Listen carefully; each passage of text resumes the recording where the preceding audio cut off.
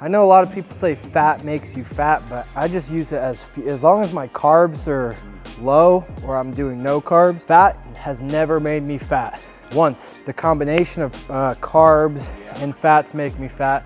You have to remember that if you're getting the advice from a bodybuilder, it's still great advice, but most bodybuilders are following a plan where they're in a particular caloric deficit along with expending tremendous amounts of energy. So we'll just go back and forth between these for a little bit, and then we'll move into some sort of like one more shoulder movement, maybe over there with a dumbbell, and then we'll finish with some triceps. But so you want to be like a regular person, Kenny? You want to just like, you want to have the ability to just like eat? Yeah. Kind of like a normie? Yeah, just one day. Like literally one day. Just one day out of my life. Wake up. But does a normie eat the way that you're dreaming about? Or is this like some sort of, you're having some sort of catastrophic, over-the-top cheat meal day? I'm thinking more of... Look at his hands on his hips on those bags. I'm thinking... Like it looks like Captain Morgan. I'm thinking of like, maybe like what's his name? The Rock. I'm thinking of his cheat day. So... Having your own chef make you special pancakes? Yep. I wouldn't say he's a normie, but... He's abnormie. Yeah, I would say just waking up and eating, I don't know, fucking... Eat like a king. Going to Starbucks and getting a cake pop and a milkshake and just see how I feel. They have milkshakes at Starbucks? Well, just something like, I don't fucking know. And then for lunch, How about like Nsima? Nsima went and like, this is like about a year ago, he went and got like 9 sausage McMuffins. Yeah. And he tried to bring them to the office and give them to other people, and no one ate them, so he ate all of them. That's a good idea. Yeah, I would do that. I know what you mean though, like just have like a normal breakfast. Like you wake up, you eat some fucking French toast. Yeah. You know, eat some cereal. 50% of America eats cereal for breakfast. Still? Oh no, I saw that study on a professional eater's YouTube channel. Fuck, I wouldn't doubt it, man. That's amazing. 50%. Shout out Eric the Electric. Oh yeah, Eric the Electric. I can definitely eat more donuts than you. So have some cereal. Midday, eat some Subway and some chips? Like Subway's, Subway's not even good. Taco Bell's not, like I think people are desensitized. These foods aren't even very good. Like if I was gonna get a sandwich, I'd go to like a really good sandwich shop. Yeah. I wouldn't go to fucking Subway. But Yeah. that's what, like, I think Americans, their taste buds are desensitized to these things that don't even, there's not one thing at I guess maybe the foot-long cookie that they make now. I've seen that Wendy's has like, McDonald's has Krispy Kreme. Krispy Kreme. And Wendy's teamed up with someone fat too. It's like, they're just trying to make these things fatter. Sounds like a good collab. What do normal people eat for dinner? I think normal people, well, I don't know if I should say normal people, maybe. Your average person, yeah. Maybe, Your average fat fuck American. Let's just, you know, the Americans' #1 source of vitamin C, I heard, is from potatoes. But it's from French fries. Yep, that is shit. That is pathetic. Disgusting fat ass diet. I think a lot of people, let's see, when I was young, I would have some sort of meat. When he was young last week. Some sort of meat, potatoes, and milk. I drank a lot of milk when I was younger. Yeah. Basic shit. I got nice and strong. Whole milk, 2%? Skim? Whole milk. I hate skim milk. What's that about? Blue, it's like kind of bluish looking? Yeah, I think, obviously tons of people go to fast food. Obviously there's millions upon millions of people utilizing some sort of thing like DoorDash of some sort.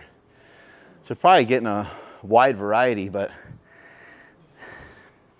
I would assume that dinner would be the healthiest thing that people eat, because it's probably the only thing that has like a protein base to it. The only thing that maybe has some meat to it, but then it also has crazy amounts of fat. Actually, I got a question for you on that note. Whew. Kenny Williams. Yep. Do you think that someone could get fat if the most amount of fat they ate was about 60 grams of fat?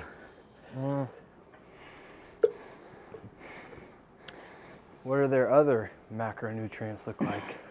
I don't know, 400 grams of carbs and 400 grams of protein. And 60 grams of fat? Yeah. I don't think you should get fat if you're moving enough.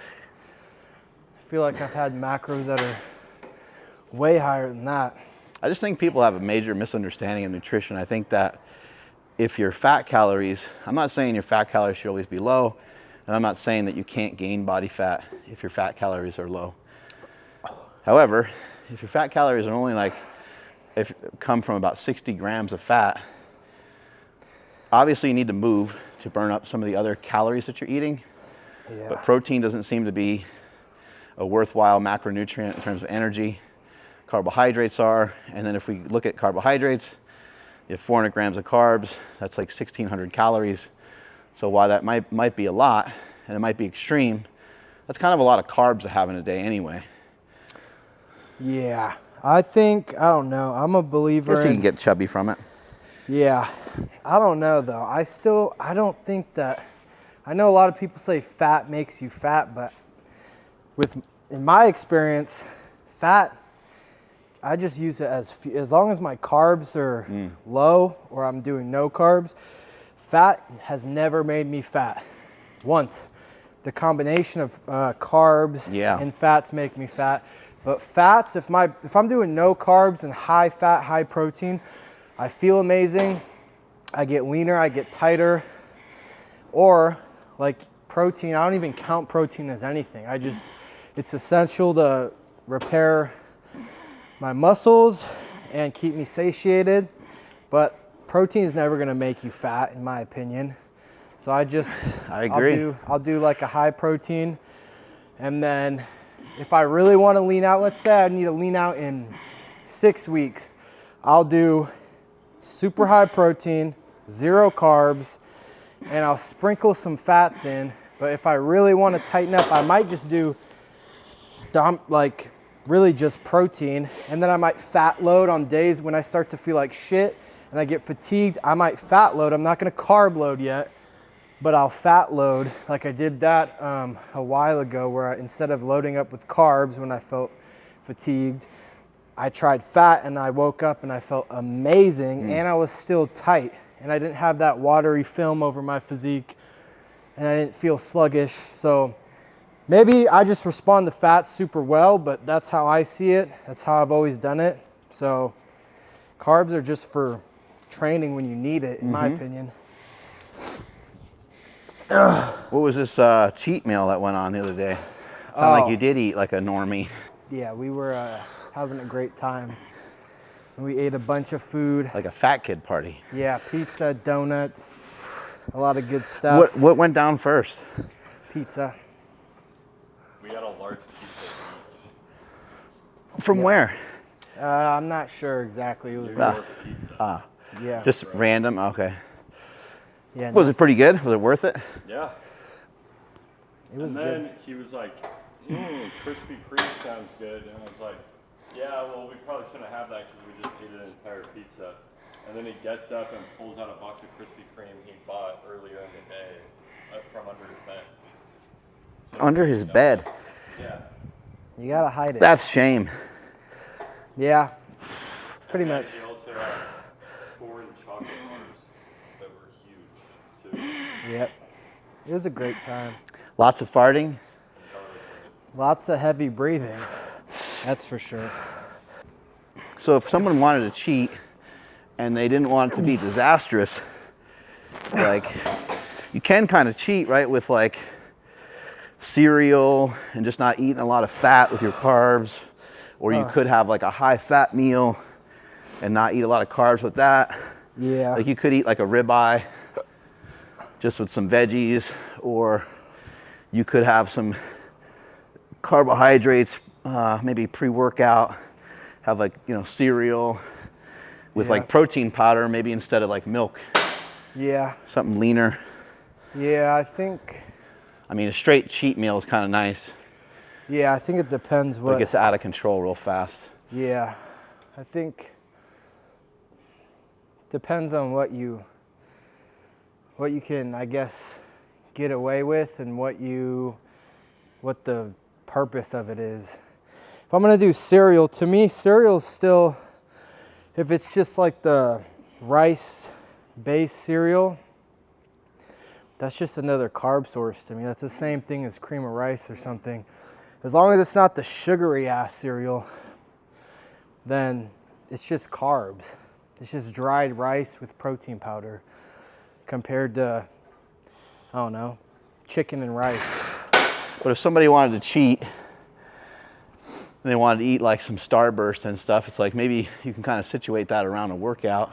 Oh yeah. Have it be like less offensive to your, to adding body fat to you, right? Yeah, I think if you're gonna do like again, you're just craving the sweets, you know? Yeah, if it's not a full-blown cheat meal where it's planned, I know a lot of people do like a cheat meal once a week at the end of the week. If it's not that and you want to have some shitty food, I would place it pre-workout. Yeah, like you said, pre-workout, maybe post-workout if it's like post-legs. And then the easiest way to go about that would be for your stomach to digest it would be zero fat. So like gummies, I wouldn't really recommend soda, but it's probably just up there with candy anyways. So anything that's zero fat, honestly, pre-workout is just gonna give you a better pump. You'll have more energy, you'll feel fuller, you'll cure that craving, and you're less likely to, I guess, store it as fat if you're using it for the gym. I don't know if that makes sense. It's kind of meathead science, but compared to having like a bunch of fatty foods, like if you just had a bunch of peanut butter before you work out, it's just gonna sit there, and then you're gonna have to wait for it to digest. Yeah, the mix of carbs and fats, I think, is just kind of difficult for most people's bodies to deal with. And we're saying, like, you know, if I'm gonna say high fat, high carb, I guess I'll just try to define it by saying, you know, anything over maybe like 15 grams of fat. Yep. And, you know, I don't know, 60 grams of carbs or something. It's not like there's some sort of like drop off point where all of a sudden your body explodes from that, but the combination of carbs and fats make it really easy to overeat.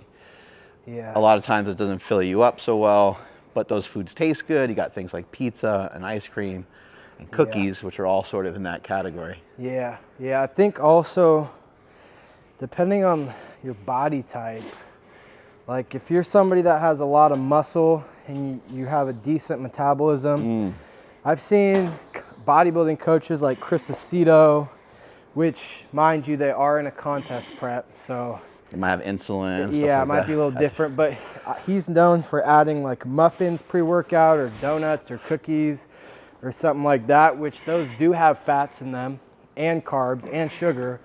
But those athletes are spending a great deal of time in a caloric deficit, right? Yeah, and they're doing their cardio, they're training hard, they're on drugs, so it is a little bit different. But I think if you're somebody that has a super fast metabolism, throwing something in pre-workout, if it's gonna be shitty food, I would do it pre-workout. And if it has, I'd recommend no fat, but if it has a little bit of fat, I just suggest that you wait a little bit longer for it to digest so your stomach isn't pushed out to here when you're training. But yeah, I don't see a problem with Skittles or something pre-workout. Yeah. I think, you know, for a lot of people, like a lot of information trickles down from bodybuilding. You got to remember a cheat day or cheat meal or some of the tactics utilized by bodybuilders are oftentimes, these are athletes that are a lot of times in a caloric deficit for a long period of time, and the deficit's pretty good. So it might be like a 300 or 400, 500 calorie deficit where chunks of their food is pulled out. On top of that, they're doing cardio, and they might be expending an extra 300 calories. So now you got like an 800 calorie deficit, right? And then so a bodybuilder would be excited and they'll share all this information with you about how you can eat, how you can cheat the system, and how you can, but they're in a caloric deficit. So if you're a normal person and you're just trying to lose some weight, I don't think you can really afford to do the same things unless you're going to put yourself in the same position and you're going to do a lot of the same things. So if you don't mind doing a lot of the same things, then you can participate in these cheat meals. You can do some of these things this way, but if you don't, I don't really think that you should. And I think that every time that you have a cheat of any kind, whether it's a cheat meal or cheat day, I think you should be thinking about what that's doing to your body and what that's doing for your body. Sometimes it's good to have that mental break, but I still think you can account for what the mental break is. And again, you're not in a caloric deficit, so I don't think you earned it. And I personally don't think that you should really go for it. I think if you're someone more like myself, like I'm not getting ready for a show or anything. So rather than me, I won't really have, it's really rare for me to have a cheat meal or cheat day. It's not that I don't have things on the diet that are like a little bit off. I will manipulate some of that here and there, but I'm not reducing my calories a ton. So the way that I do it and the way that I work on getting a little leaner is I'll simply just fast or go on more walks or just get more steps in for a particular day. And I keep it really simple. And then yes, occasionally if I want to have like pizza or something with my family, I'll do that, but I'll also eat like steak before that. Now that sounds like just extra calories, but in my situation, I will actually just front load that meal with a lot of protein. I'll just crush a lot of protein, and that way it prevents me from eating way too much pizza. But all this, you know, kind of give and take that people are doing, you have to remember that if you're getting the advice from a bodybuilder, it's still great advice, but most bodybuilders are following a plan where they're in a particular caloric deficit along with expending tremendous amounts of energy. Yep. I agree with that. Let's talk about someone losing weight fast versus someone losing weight slow. Yeah. You were listening to a podcast, you said you heard someone kind of chatting about that? Yeah, I heard somebody talking about the pros and cons of doing a cut or a bulk fast, let's say like 6-8 weeks, compared to either a complete lifestyle change or like a 16 to 21 week cut or bulk. And just, he kind of was just going into the benefits and then the downsides to doing those. And I've tried both. I've tried doing super extreme crash dieting when I was younger than I am now. And I've done, this is my second prep, which they're usually always at least 16 weeks.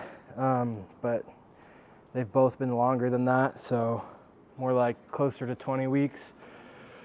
And yeah, so the downsides to cutting, and let's say, I've never really heard of anybody cutting in 4 weeks, but six to 8 weeks. I would say the downsides to that are your hormones are gonna take a beating, because usually if you're dieting in that short period of time, you're gonna have to do a massive calorie cut, which is gonna go into your fat and your carbs. Protein should, in my opinion, stay the same, but that's gonna do a number on how you feel mentally, physically. Your training is gonna take a hit. You're gonna most definitely have to increase energy expenditure, so like your cardio is gonna have to go up. That's if you wanna do it in that short a time, and I've tried it, and everything, it just doesn't seem like you get quick results, but in my opinion, it's nowhere near the same look as if you took your time and slowly did it.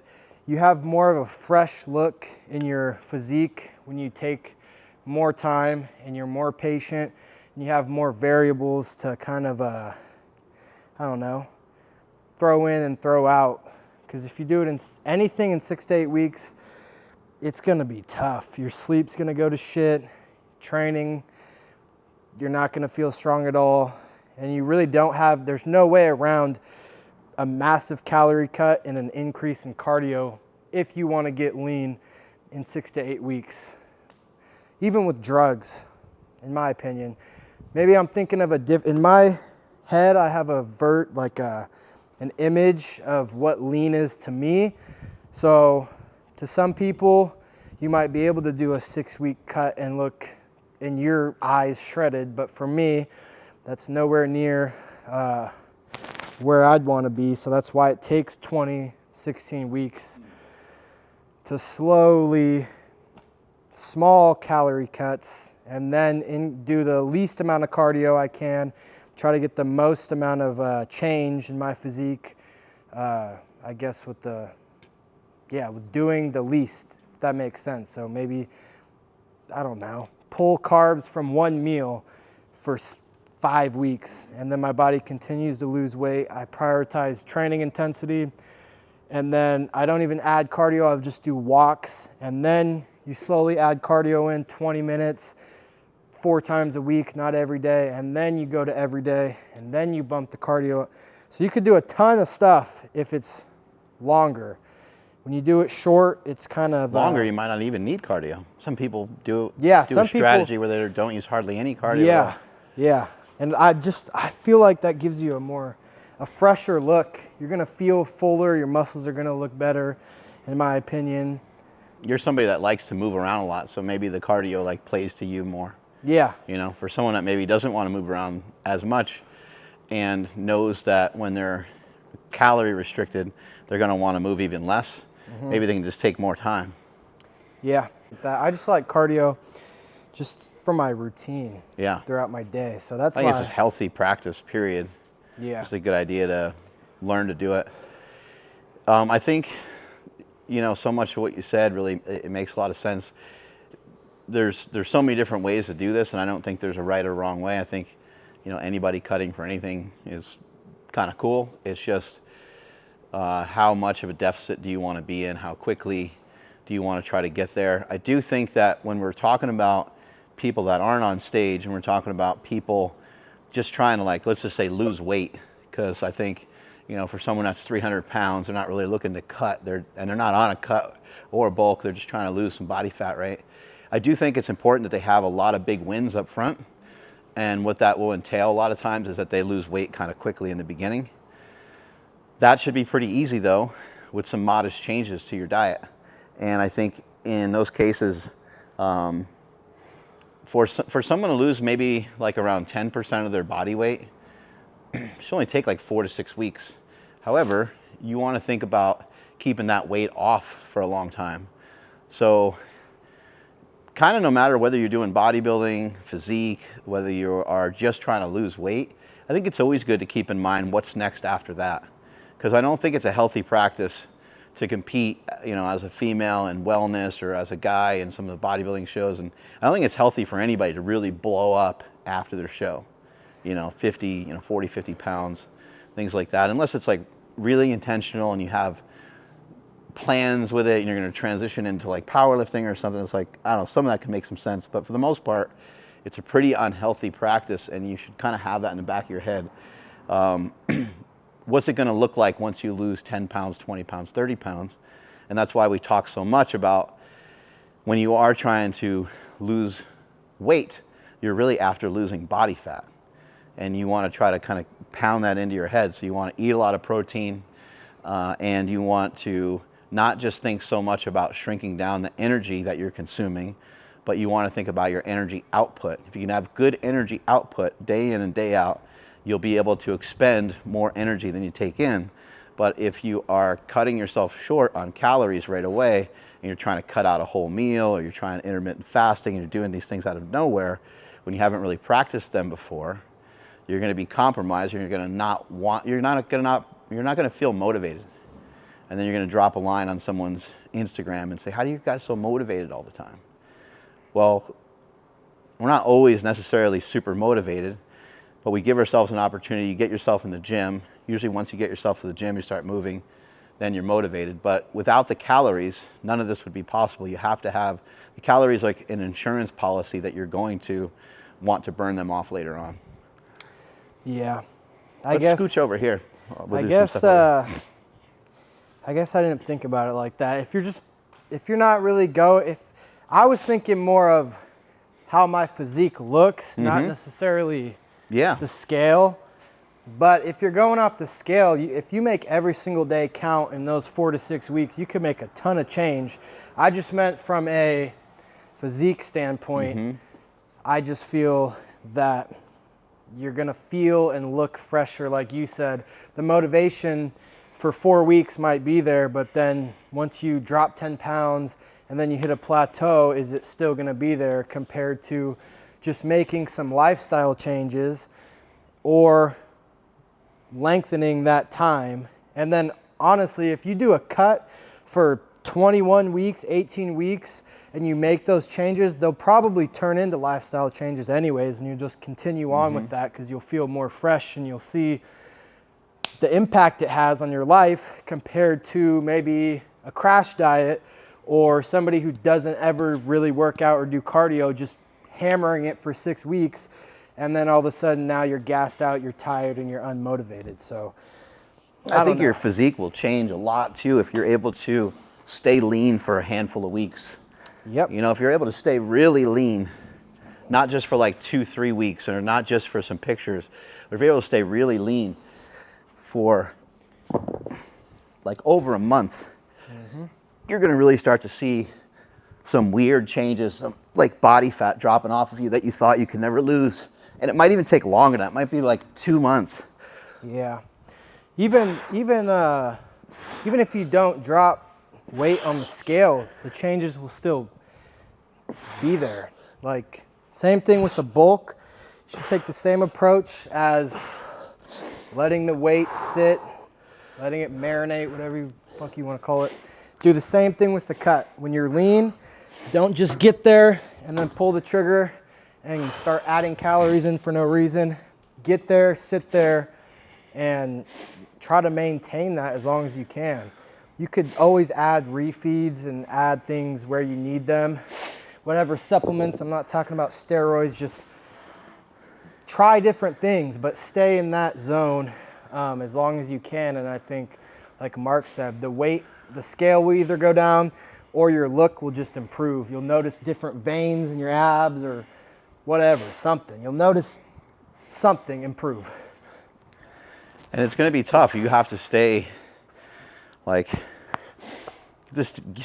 get leaner than you ever have before. And then you got to really stick it out and be there for a while. And so that's really difficult. I think, you know, I always am going to share with people, I always think it's best to take your time. When I did my bodybuilding show, though, that was only 8 weeks of prep. But that was like more circumstantial. That's kind of like the challenge that Hani threw at me. And then so to have that guy as a coach, I wasn't going to pass that up. And so that was like an amazing opportunity. And I was already I wasn't real lean or anything when I started the prep, but also just was I was in decent enough shape to make it work. But it would have been cool if I had 12 or 16 weeks to really get lean, get rid of some of the chub that I sometimes have kind of through here, and not only get rid of it, but have it just completely eviscerated, and then you get that little bit more of a V taper, which I thought I had a pretty good taper for me. But if I would have stayed lean for longer, it would have been easier to lose that last little bit of fat. And then, as Kenny's pointing out, even if there's not even if you don't see fat loss, you don't see loss on the scale, you're going to notice some new differences in your physique anyway. A little extra in the calves, a little extra in the legs. Yep. Everyone kind of leans out differently. Maybe a little different for each person. Yeah. I think that's one of the things that makes all this kind of cool. It's everyone's stomach's different, everyone's chest is different. Yeah. Some people get lean and shredded and they'll have striations in their shoulders and triceps, but their stomach muscles didn't come in quite yet, or it's the opposite than that. So it's interesting to kind of see how it shakes out. Yeah, also the benefit of staying in a deficit or getting to the level of leanness that you had in mind and sitting there is, we talked about the other day, how we all hold fat, like stubborn fat, like baby fat in different areas. Like mine, I think yours is your lower back. Mine's my lower back for sure. In my obliques in the off season. And I was listening to Matt Jansen, who coaches Nick Walker and a bunch of top Olympians. He was talking about the longer you sit in there and push and get comfortable with being that lean, comfortable with being a little bit hungry every day, the longer you're in that, I guess, period of time, you'll start to lose that fat. But you can't spot reduce. People talk about like rubbing cream on your lower back and that's gonna magically lose that area of fat. That's not gonna work. It's just staying in the deficit long enough to get your body to wipe that stubborn fat out. And then once you do it, it's usually easier. You might gain it back in the off season, but the second time around you go into that deficit, it's gonna be easier because you're used to it. And that area will most likely not be as stubborn as it once was before you like ever got it to go away. Whew. Yeah, it can really change your metabolism forever too. Like, again, let's dial it back a little bit. We're talking about like lean. We're talking about people getting into single digits, right? And not only just single digits, like below 8%. But if we dial it back a bit and we just talk about your average person and they're like, man, I just want to I got stubborn belly fat, or I got fat on my hips, or whatever it is that's bothering them, that stubborn weight will go away if you can keep yourself lean enough for long enough. Lean enough for long enough. That's kind of the key factor. Now, if you think about your cousin or your friend or your buddy that can like eat whatever, or your friend that's like always just skinny, that person they're able to be hungrier than you without really noticing it. Who the hell knows how that happened? You know, maybe that was something growing up that they just learned to push off, or maybe they just don't, like there's some people that really don't care that much about food. And I think that most of the people that have been following me for many years, and what resonates with a lot of people is people know how much I love food. Oh yeah. I think about food all day, and so that's why it sounds counterintuitive, but that's why fasting is a real gold mine for me. It's really, really important. And even when I think back to what I did with Hani and some of the stuff for the bodybuilding show, there was so much on my plate, there was so much to do every single day that you end up with like, not intermittent fasting, but you end up with like inadvertent fasting, because you know, I'd go to the gym and I would lift, do cardio and lift, and then I would pose, because I really didn't have an opportunity to go to the gym like multiple times. I had to kind of knock it out all in one shot. It was just the way I was doing it at the time. And so I didn't really have time to like down a bunch of food. I brought my aminos with me. I brought like a little bit of carb powder with me. And so I'd have breakfast at 4 a.m., go train with Michael Tran at like 4:30 or whatever it was. Maybe breakfast was at 3:30, 4 a.m., something like that. And then I wouldn't eat again until probably like 12, and then I'd be on schedule and on point pretty much the rest of the day. But that's a pretty long gap. And so there would be a lot of times where I burnt out all my glucose from the lifting, and you could say like maybe I was in a fat burning mode while I was doing my cardio or whatever you want to say. But the point is like there was long periods of time of not eating, and I wasn't necessarily hungry though, because I was actually training. Yeah. And that's what you'll find, is that you can find a lot of things to suppress your appetite. Any type of training can be a really great appetite suppressant. I'm sure you've gone to the gym hungry before. Oh yeah. Now, let me just get into this cardio. You do your cardio, you listen to a podcast. By the time you're done with the cardio, you're like, I'm okay. I'm not really that hungry. Yeah. You go home, you finish your last meal, and you're all good, you know? Yeah, I think I'll stop talking from a bodybuilding point of view, because I didn't think about just people who aren't doing bodybuilding. If I wasn't doing bodybuilding... I think bodybuilding is great, though, just because like I do think that everyone should bodybuild. So I think it's always a great place to start. Yeah. But if I wasn't bodybuilding, and before, even when I was powerlifting, I loved fasting for the mental benefits it gave me.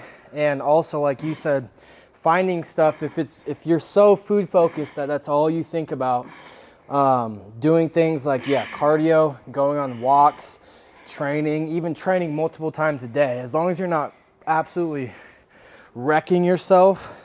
You could do 2 days. That takes up a huge chunk of time. That's like 4 hours right there, or a couple hours. Plus you add in some 10-minute walks in there. Maybe, I don't know. I know that caffeine is like the most, I don't know, probably the most popular like appetite suppressant. Kratom helps me with fasting a ton. Yeah, I was gonna say kratom, but I didn't want to say it. But kratom, stimulants, black coffee, energy drinks, even though they're not the healthiest for you, but something hot like bone broth, tea. Tea is great, yeah. Coffee works really well because it's caffeine, and it's, if you're having a hot coffee, I think that really, protein shakes, even though it's like a calorie thing, it's like kind of nice. It'll fill you up a little bit. Electrolytes.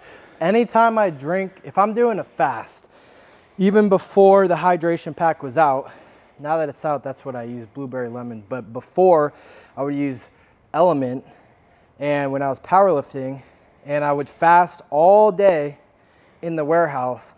I train fasted too, and then I'd be kind of hungry going into the workout, but I knew if I slammed a bunch of food, it would hold me down. I wouldn't perform well. So I just went right into the workout, trained for like 2-3 hours because I was lifting like strength training, and then I'd eat my only meal at the very end post-workout. But I would drink like a hydration pack, and that would keep me full, keep me kind of satiated, and I didn't feel like I was starving. Something I did when I was in prep for my bodybuilding show. Keep in mind, I only did one, so I'm not real experienced with it. But what I found to be really useful, and some people don't like this strategy because like, oh, all I want to do is eat when I do that. But I would just go to a movie, and I'd get like a large ass, Coke Zero or whatever. Yep. And I know some people aren't, like, oh, you shouldn't be drinking that or whatever. It was whatever I could do to pass the time. Or if I felt like I really needed it, I might bring in some like beef jerky with me. Nowadays, there's a lot of zero sugar jerkies. There's a lot of, I love carnivore crisps. That's my favorite. You can use the code MarkBella if you go check out their website. That's a great product. But you can find stuff, that's like low fat, higher protein. You could figure out ways to skirt around the system. Or you could have, I know like in prep bodybuilders aren't necessarily eating protein bars, but you could have something slightly off plan if you're diligent about your diet and your training and everything else, and you have a little bit of freedom left. You could still kind of wiggle something like that in there. But I must have seen in that 4 to 6 week period, I went to the movies every single week, I think. Yeah, doing stuff to just distract you from food. I was gonna add in fasting gum. Yep. You could get fasting gum. I have a code for Within You, Kenny10, if you want to save money, but I'm not trying to plug here. Honestly, fasting gum or sugar-free gum, anything like that. Video games, if you guys like video games, doing that. Just anything to distract you. What I found worked for me best was anything like with movement. Because sometimes you'll be sitting on a video game or watching a movie and people are used to snacking. Mm-hmm. So doing things like walks, even tanning, laying outside. I know I don't have a tan, but like going in the pool, doing something that requires you to move is usually the best option. Yeah, and be, just in general, be careful what you associate with food, as often as you can practice this, like do your best to not associate a screen and food. And if you're doing that 5 or 6 times a day, see if you can only do that, see if you can reduce that by just 1 time a day. You know what I mean? So if you're doing it 6 times a day, see if you can do it 5 times a day. If you're doing it 5 times a day, see if you can do it 4 times a day. Start to reduce that over time, because I think kind of end up with like some mindless eating.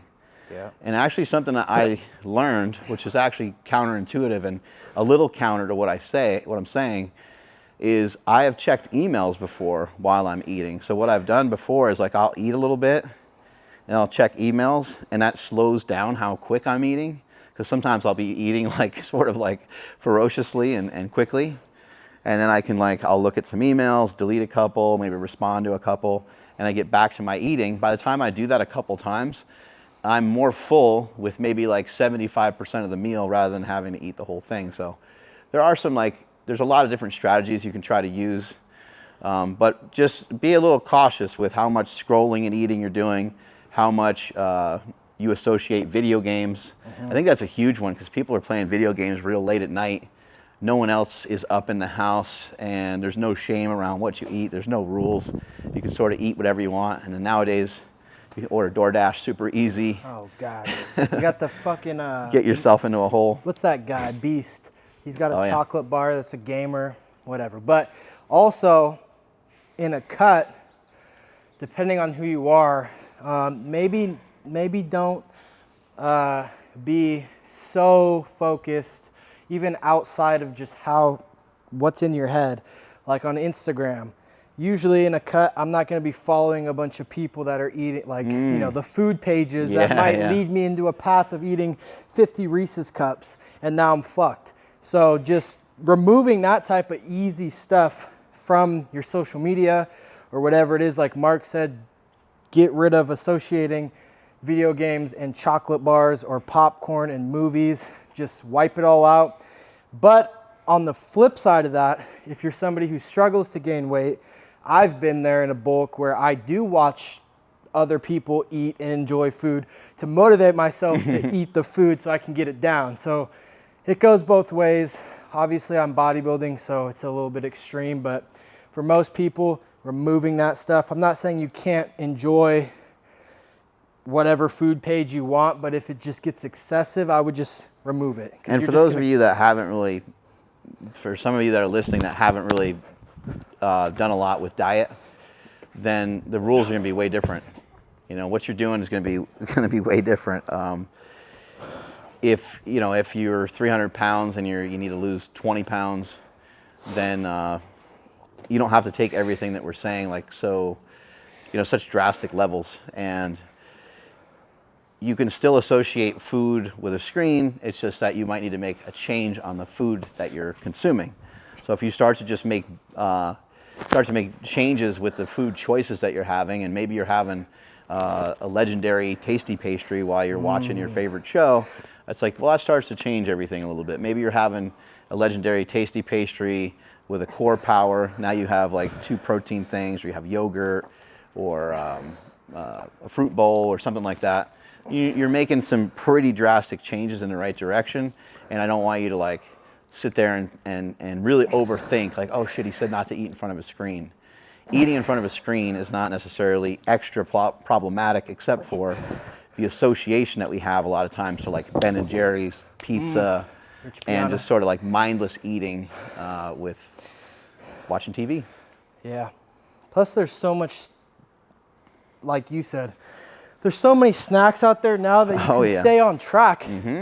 Legendary Quest, Lenny and Larry's fucking protein cookies, core power. Hopefully a Steak Shake RTD. This stuff's everywhere. You know, you go to the grocery store. Gas stations. You see it. Like there's no excuse. It's great. It's taken over. It's kind of cool. Playing video games, core power, Quest peanut butter cups. There you go. And we know we're not saying it's like the most optimal thing, but it's still a good change for a lot of people. Yeah, if you're not in a prep, that's what I would be doing. I would be sitting on my ass, playing some video games, still hitting my protein mark, Quest, whatever, core power, Labrada, Nutrition has an RTD. Hopefully in the future there's going to be a legendary RTD. But yeah, there's so much stuff out there. Protein, peanut butter, I can get carried away with that though. Never mind. Protein shakes are great. Pork rinds. You got the Ninja Creamy. You have fucking ice cream every day. Even when you're on a prep, if you can figure out how to make a lean enough ice cream. Yeah, I see tons of people use that on prep, and they love it. So there's no reason to I'm not saying don't enjoy delicious, tasty, artery clogging food though. You can always do that. Have some balance, but for the most part, try to create healthy habits that are gonna keep you in a good spot in the long run. I think All right, guys. gave these people enough information to Yep. be less fat. Yeah. Always strive to be less fat. That's it for anabolic activities today. I hope you guys can take something away from this and apply it to your lifestyle. Stay jacked, stay tan. Until next time, if you have any suggestions for topics, please let us know in the comments. Like the video, subscribe to the channel, and leave a review on the audio if possible. If not, it's fine. I'm not forcing you to do anything. Stop being such a bunch of perverts too. Yeah. Yeah, we know. We know what you did. Yeah. Oh. Strength is never weakness. Weakness is never strength. Catch you guys later. Oh, my delts are on fire. Yeah.